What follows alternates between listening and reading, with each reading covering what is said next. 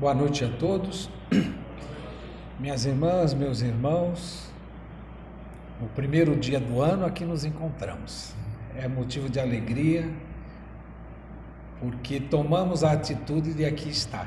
Todos nós que aqui estamos, nós encarnados e os irmãos desencarnados que também aqui vêm, como disse o nosso irmão Pedro. É muito comum para todos nós fazermos comemorações. E a comemoração do primeiro dia do ano é uma comemoração muito comum entre nós. Isso é próprio da humanidade. A gente fazer comemorações, a gente ter marcos na vida da gente. E quando o ano vai se aproximando do seu final, parece que todos nós começamos a sentir um sentimento de urgência para conseguir completar aquilo tudo que estava na nossa cabecinha no começo do ano, e quando a gente piscou já estava no final do ano. Aí a gente fala, meu Deus, tanta coisa faltou para eu fazer.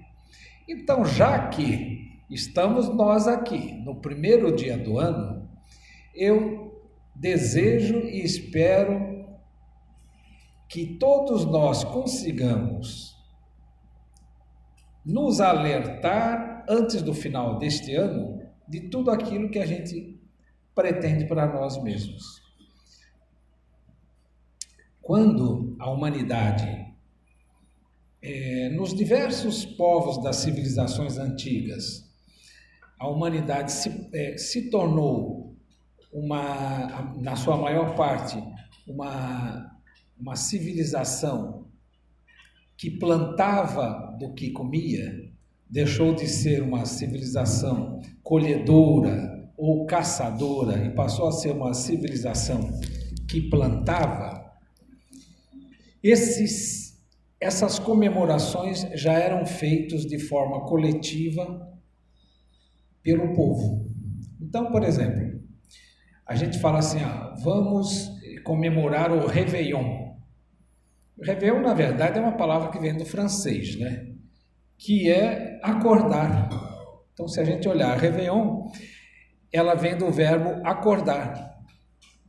Então, vamos nos acordar para esse ano de 2020, para que a gente consiga, ao longo do ano, nos recordarmos daquilo tudo que, nessa noite que passou aqui, a turma que comeu lentilha, alguém que comeu lentilha aqui, não? A turma que pulou ondinha, o que mais que faz mesmo? Tem uma porção de coisa que faz, né?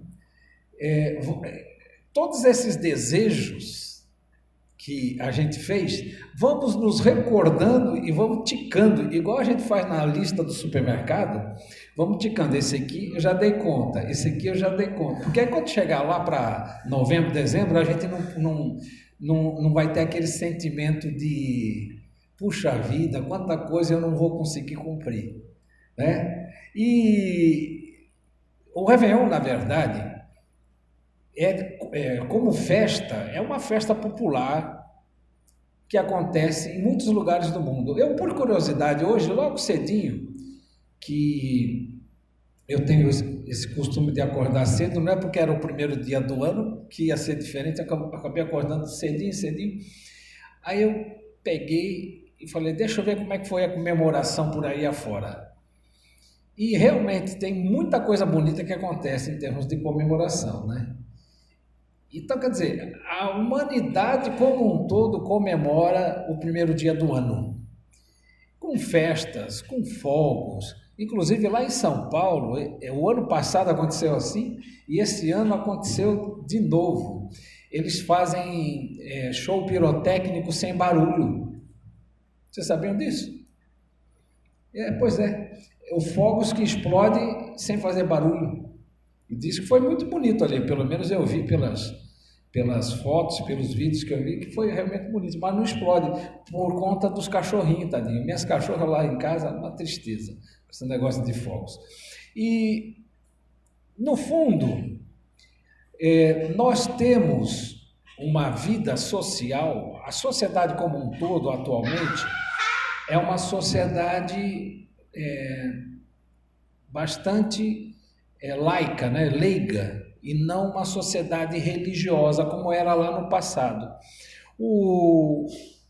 Essa comemoração de final de ciclo e começo de ciclo, lá na Babilônia, 3.000 anos antes de Cristo, já se comemorava. Mas como era uma civilização que dependia da fertilidade do solo para poder ter um ano bom, um ano com uma colheita satisfatória, eles comemoravam isso lá do lado de cima, em torno do mês de março, é onde começa a primavera. Então, eles pediam ao deus deles lá, que no caso era o Marduk, eles pediam, através dessa festa toda, pediam um bom ano de colheita, para que Deus olhasse com bons olhos, o deus Marduk olhasse com bons olhos para eles, dando o quê? Dando bastante cheia dos rios. É como acontecia no Nilo, no Egito, porque dessa cheia do rio é que vinha a qualidade do humus, da fertilidade do solo. Então veja, 3.000 anos atrás, quando a gente estava por lá, mais ou menos, isso em outras encarnações, a gente já comemorava. Então é muito natural a gente ter esse sentimento dentro da gente de fazer essa comemoração da virada do ano. Do jeito que é o ano nosso, isso já aconteceu bem depois. Foi pouco antes da vinda de Jesus ao nosso planeta de forma encarnada. A comemoração ocidental ela teve origem num decreto do Caio Júlio César. Na época ele era governador. Depois ele se tornou o primeiro imperador romano, o Caio Júlio César. E ele então instituiu o 1º de janeiro como o primeiro dia do ano. E é janeiro por conta do Deus, que é esse Deus que aparece ali, ó, que a gente chama de Bifronte. É bem interessante simbolicamente, né? Era um Deus que ele tinha uma face voltada para o passado e uma face voltada para o futuro. Então, em 1º de janeiro era o primeiro dia do mês de Iano, do mês de Jano, que era esse Deus. E esse Deus, quando se falava de passado, era associado às guerras e o futuro associado à paz. Então, todos nós, mesmo sabendo das guerras, a gente almeja a paz. E quando se fala da fraternidade universal, é um tema ligado à paz. Agora, essa comemoração do Dia da Fraternidade Universal ou Dia da Confraternização Universal, apesar de ter esse nome universal, poucos são os países que efetivamente consideram 1º de janeiro como o Dia da Fraternidade Universal. Para vocês terem uma ideia, este nome aqui no Brasil começou em 1935 com um decreto do então presidente Getúlio Vargas. Então ele decretou o 1º de janeiro como um feriado nacional para se comemorar a fraternidade universal. Da mesma maneira que já existia em Portugal desde o começo da República Portuguesa, que foi em 1910, também se comemorava. E o Papa Paulo VI, é um Papa anterior a esses papas aqui, ele no final da década de 60, ele fez um apelo às nações do mundo e ele instituiu lá num concílio, o concílio era a reunião dos cardeais, até hoje é assim na Igreja Católica. A reunião dos cardeais, eles se reúnem para decidir uma porção de coisas a respeito da Igreja Católica. E no Concílio Vaticano II, que aconteceu no final da década de 60, ele instituiu o Dia da Confraternização Universal e da Paz. E pedia às nações do mundo que aderissem a isso. Mas, de fato, apesar de tudo isso, a adesão ainda não foi muito grande. Então, como o 1º de janeiro, como o Dia da Fraternidade ou da Confraternização Universal, ainda é comemorado em poucos países. Neste ano, em fevereiro desse ano, para falar um pouco de fraternidade, eu vou contar uma situação, uma coisa real que aconteceu em fevereiro desse ano de 2019. Já em outras oportunidades, aqui mesmo na nossa casa, eu tenho dito que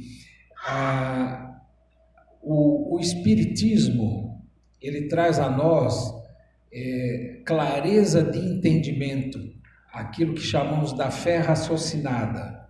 Mas a importância do momento planetário que a gente vive, ela não fica adstrita ao Espiritismo. E os espíritos missionários que vêm encarnando ao longo do século passado, neste século e cada vez mais, para realizar a transformação de nosso mundo num mundo melhor, num mundo de regeneração, ela vem trazendo inspiração em muitas partes do globo terrestre e não seria nem natural e nem lógico que somente a doutrina dos espíritos fosse a dar essa luz à humanidade. Então, em fevereiro desse ano, 2 grandes líderes mundiais religiosos se reuniram. Foi o Papa Francisco, que é o Papa atual, né? Juntamente com esse Ahmed Al-Tayeb, que ele é um líder religioso importante do islamismo. Ele é o líder religioso de uma mesquita que tem lá no Cairo, no Egito, e tem inclusive uma universidade lá, que está ali, que é Al-Azhar. E nesse encontro que eles tiveram, eles fizeram um compromisso conjunto de buscar trazer aos líderes mundiais, sejam os líderes políticos mundiais, sejam líderes de liderança de pensamento, sejam líderes acadêmicos, enfim, disseminar essa cultura da fraternidade universal.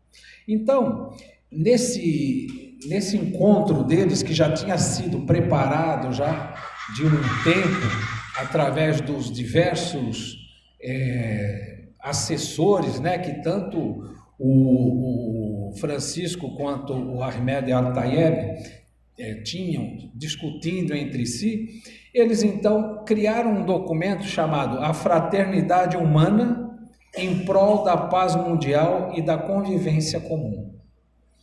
Eu peço a licença de todos aqui para destacar alguns pontos importantes desse documento, para que a gente tenha noção de que a espiritualidade superior, ela age através de muitos instrumentos. E dessa maneira, eu pude visualizar, refletindo a respeito desse documento, de que os tempos da nova era, eles já estão cada dia mais presentes. E hoje de manhã também, nesse exercício que eu fiz, por uma boa oportunidade, que a turma fala um acaso,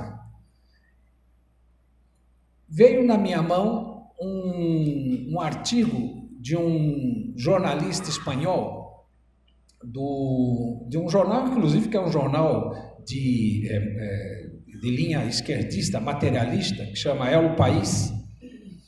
E esse jornalista espanhol, ele dizia assim: por incrível que pareça, o mundo está melhor. E aí ele lista 49 itens que ele levantou, demonstrando a melhoria do mundo e da humanidade ao longo dos últimos 50 anos. E eu achei muito interessante isso, porque não é a primeira vez que, conversando aqui, a gente tem falado sobre isso, é que a mídia tradicional e a própria mídia social acaba carregando demais na tinta da problemática, das dificuldades da humanidade. E acaba não destacando as coisas boas que vêm acontecendo. Então, refletindo sobre esse documento, eu achei muito interessante que, primeiramente, o documento, eles chamam para si uma responsabilidade em nome de Deus, o Criador, em nome dos pobres, dos miseráveis, dos necessitados e dos marginalizados. E depois, em nome dos órfãos, das viúvas, dos refugiados e dos exilados das suas casas e dos seus países. Em nome dos povos que perderam a segurança, a paz e a convivência comum. Em nome da fraternidade humana, que abraça todos os homens, une-os e torna-os iguais. Em nome da liberdade, em nome da justiça e da misericórdia. Em nome de todas as pessoas de boa vontade. Nós, a partir da nossa responsabilidade religiosa e moral, e através deste documento, os dois assinando, rogamos a nós mesmos e aos líderes do mundo inteiro, aos artífices da política internacional e da economia mundial, para se comprometer seriamente na difusão da tolerância, da convivência e da paz. Isso aconteceu em fevereiro deste ano. E esse é o chamamento inicial desse documento. E mais importante do que isso, mas isso já nos alerta, a sensibilidade de dois líderes religiosos das duas maiores religiões em termos populacionais. As duas maiores religiões do mundo são o catolicismo e o islamismo. Os dois líderes se unindo, assumindo o papel de responsabilidade e pleiteando, através desse documento, que a gente se integre nessa fraternidade humana. Então, através desse documento, eles buscam algumas reflexões sobre a realidade contemporânea, apreciando seus êxitos e vivendo as suas dores e os seus dramas e calamidades. Esta declaração acredita firmemente que, entre as causas mais importantes da crise do mundo moderno, a consciência humana anestesiada e o afastamento dos valores religiosos. E quando a gente acaba se poluindo através dos nossos próprios sentidos, a gente acaba não conseguindo ter a nossa sensibilidade com a dor do outro. Então a gente acaba vendo tanta desgraça. Tem gente que todo dia vê o jornal 7 horas da manhã, o jornal da TV, aí depois vê o jornal ao horário do almoço, aí depois vê o jornal às 6 horas da tarde, e tem um daqueles jornais lá que então, que é aquele que antigamente se falava, quando o jornal era papel, se falava que se torcesse saía sangue, né? Então tem eu esqueci o nome desse aí, não sei o que, urgente, que só tem desgraça. E depois ainda vai ver às 10 horas da noite e se bobear meia-noite novamente. Então a gente vai se contaminando a ponto de perder a nossa sensibilidade, nos anestesiando em relação à dor do próximo. O predomínio do individualismo e das filosofias materialistas, que divinizam o homem e colocam os valores mundanos e materiais no lugar dos princípios supremos e transcendentes. Uma deterioração da ética que condiciona a atividade internacional e um enfraquecimento dos valores espirituais e do sentido de responsabilidade. Será que no dia a dia da nossa casa espírita, tantos amigos que vêm aqui a esta tribuna falar sobre tantos temas, não estão alertando essa mesma coisa? De que a sociedade do jeito que está é uma sociedade doente, é uma sociedade que ela necessita ser reformada no aspecto real, da importância real da vida. Então, eles colocando nesse documento, contribui para disseminar uma sensação geral de frustração, solidão e desespero, levando muitos a cair na voragem do extremismo ateu e agnóstico, arrastando assim outras pessoas a render-se a formas de dependência e autodestruição individual e coletiva.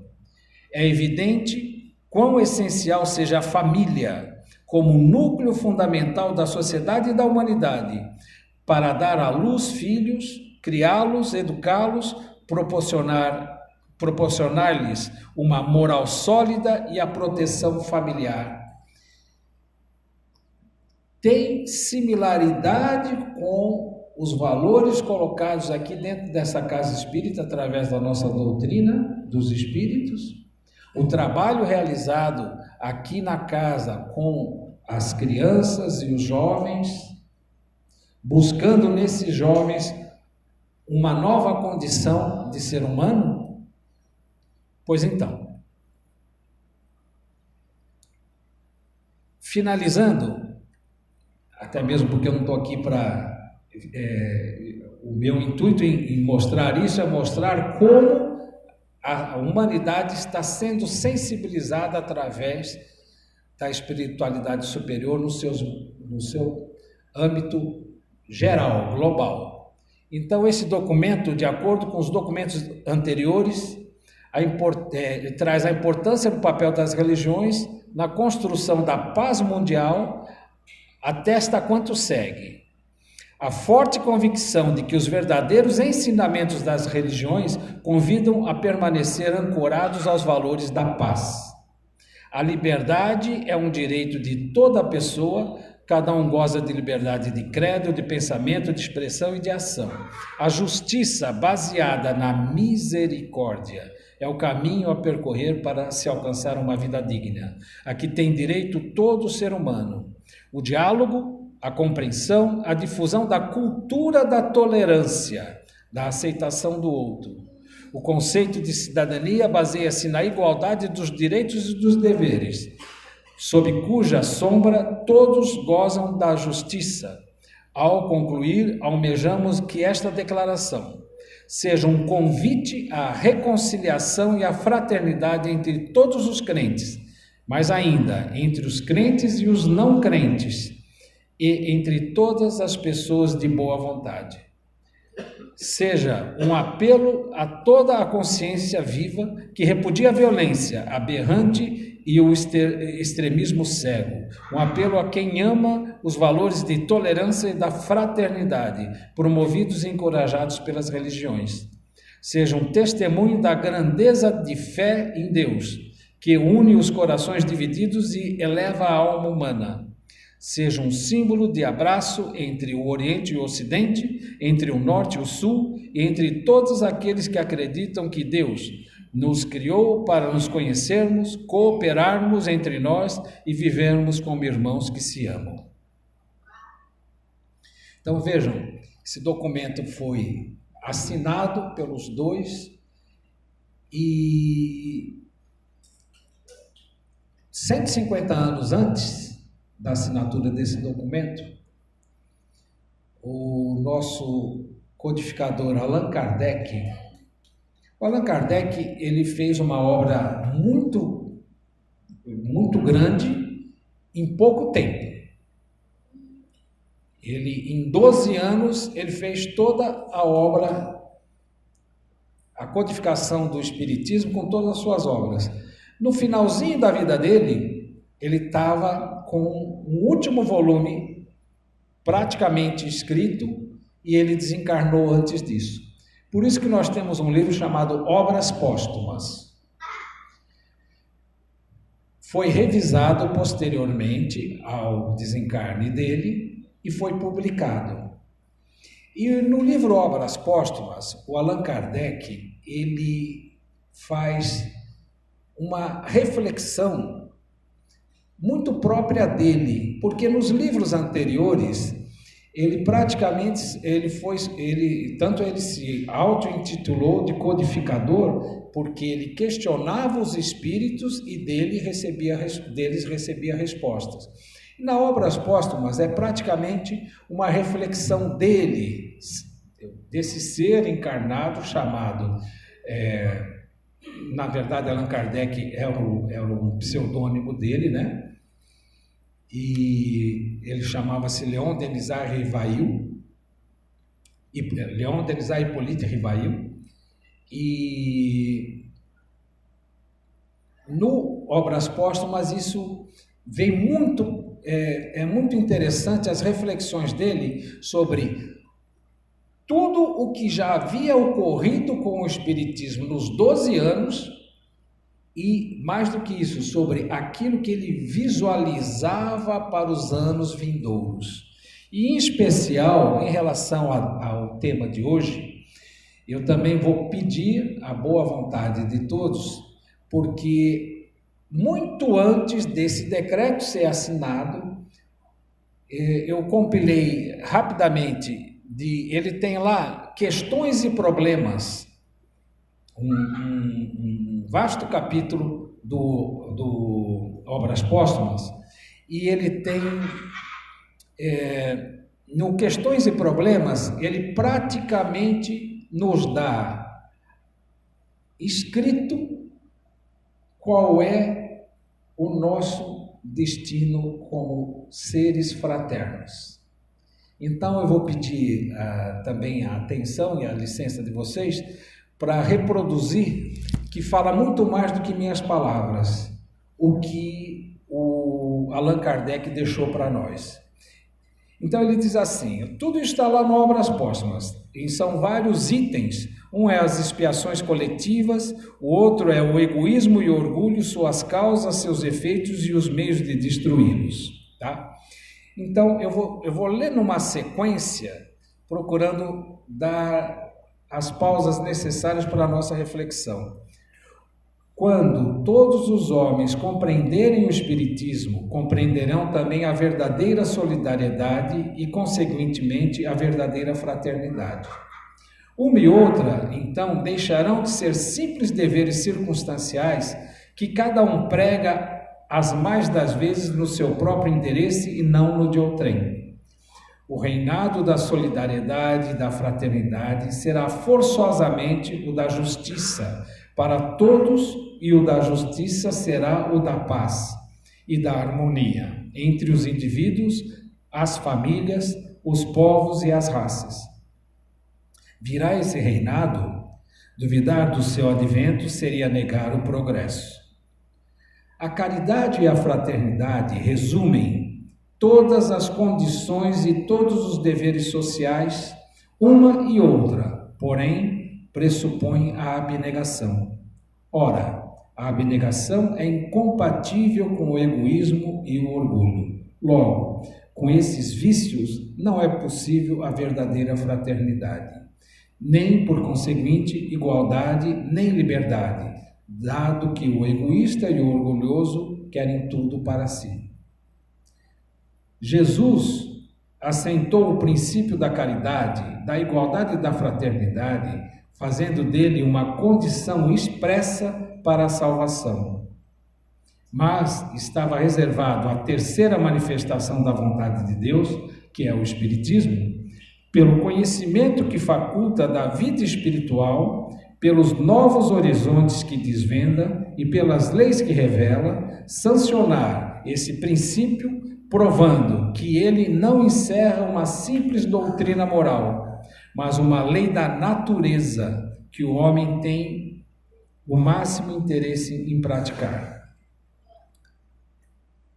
A fraternidade, na rigorosa acepção do termo, resume todos os deveres dos homens, uns para com os outros. Significa devotamento, abnegação, tolerância, benevolência e indulgência. É, por excelência, a caridade evangélica e a aplicação da máxima: proceder para com os outros como quereríamos que os outros procedessem para conosco. É o oposto do egoísmo. Todos vós que sonhais com essa idade de ouro para a humanidade, trabalhai, antes de tudo, na construção da base do edifício, sem pensardes em lhes colocar a cúpula. Ponde-lhe nas primeiras fiadas a fraternidade na sua mais pura acepção. Mas, para isso, não basta decretá-la e escrevê-la numa bandeira. Faz-se mister que ela esteja no coração dos homens, e não se muda o coração dos homens por meio de ordenações.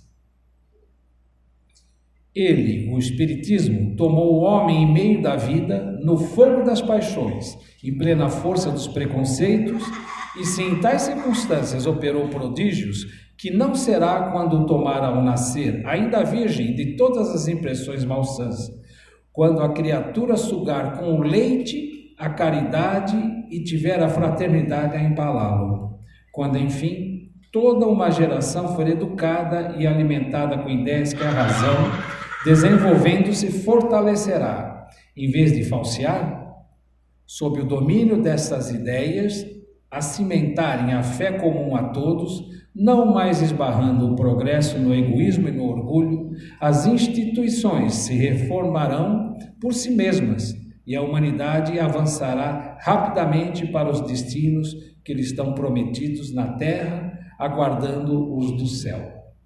Então, como a gente pode ver, é importante, sim, que líderes religiosos de todas as suas profissões de fé estejam voltados à busca desse entendimento da fraternidade.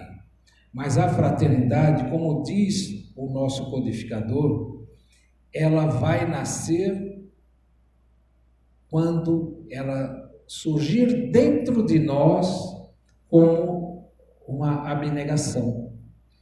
Porque não é a caneta escrita num documento que vai fazer com que a gente seja efetivamente fraterno. Porque quantos de nós conseguimos, no nosso dia a dia, de maneira abnegada, com o coração na mão, fazermos do nosso irmão efetivamente o nosso irmão? Quantos de nós temos o olhar que Francisco de Assis teve quando, em sua real conversão, olhou para os olhos do irmão leproso e não viu aquele ser abjeto que ele tinha sempre, aquele asco em pensar numa pessoa acometida da lepra, e olhou e viu um irmão, e com sinceridade de coração beijou-lhe a face. Quantos de nós conseguimos, na atual estatura moral nossa, realizar isso? Portanto, quando nos foi pedido falar sobre a fraternidade universal, para o estágio atual do nosso planeta, o nosso trabalho é grande, porque nós precisamos nos transformar e, em nos transformando, sermos o fermento da massa. E aqui ele diz, Allan Kardec fala claramente, as instituições, elas serão fraternas à medida em que as pessoas sejam fraternas. Então, não é um ato de imposição à fraternidade. Por isso que o Francisco e o líder, o Amã, o Gran Amã lá do Egito, escreveram juntos o quê? Da transformação de cada um. E é isso que nós temos que entender, que a transformação da psicosfera do nosso planeta para trazer essa nova realidade, que é a realidade da fraternidade universal, ela é feita através da transformação de cada um de nós. E quando, com sinceridade de coração, nós nos colocamos a favor do irmão, a favor do próximo, algo acontece dentro da gente. E esse algo que acontece, sendo valorizado por nós mesmos, vai nos dar o apetite de repetir. E através da repetição é que nós vamos conseguir a nossa autotransformação. Quando, em qualquer um dos evangelhos de Jesus, em qualquer um deles, tanto os oficiais, que são os 4, Marcos, Mateus, Lucas e João, quanto naqueles chamados apócrifos, que são mais umas dezenas deles. Em todos os evangelhos, quando se fala de Jesus realizando as suas curas, existem 2 pontos que em todas as curas mostram a grandeza de entendimento de Jesus. O primeiro deles, ele fala: a tua fé te curou. O que representa dizer que nós somos os responsáveis pela nossa saúde. Se eu não promover a minha autocura, nem Jesus nos cura. E o segundo fator, tão importante quanto, e para o sentido prático da vida, mais importante que, ele diz o quê? Vá e não voltes a pecar. O que representa dizer isso? Representa dizer a mudança do nosso ambiente interno. Somos uma antena emissora e receptora, tanto no aspecto físico, quanto no aspecto espiritual. Ora, se eu sou curado e continuo com aquele mesmo tipo de pensamento, imantando, através do meu magnetismo, aquele mesmo tipo de condição de vida, de que maneira é que eu consigo manter a minha saúde? Aí eu vou voltar a pecar, naquele sentido que se falava de Jesus. Então, para que nós consigamos olhar para o irmão como um irmão verdadeiro, nós temos que mudar a nossa psicosfera e nos manter nessa melhor psicosfera, nos manter com os pensamentos elevados, porque muitos são os atrativos para que a gente fique nas regiões mais de frequências mais pesadas no dia a dia da nossa vida, dentro da nossa sociedade. Muito fácil é a gente se manter nessas regiões. Aí o espírito desencarna, aí vai para onde? Vai para regiões umbralinas. Por quê? Porque ele está sintonizado nesse tipo de vibração. Então nós precisamos nos promover como seres imortais e seres que fomos criados para ser luz. seres que fomos criados para a perfeição. E o dia em que nós conseguirmos extirparmos de dentro de nós esses dois pontos viciosos que Kardec destaca como os piores,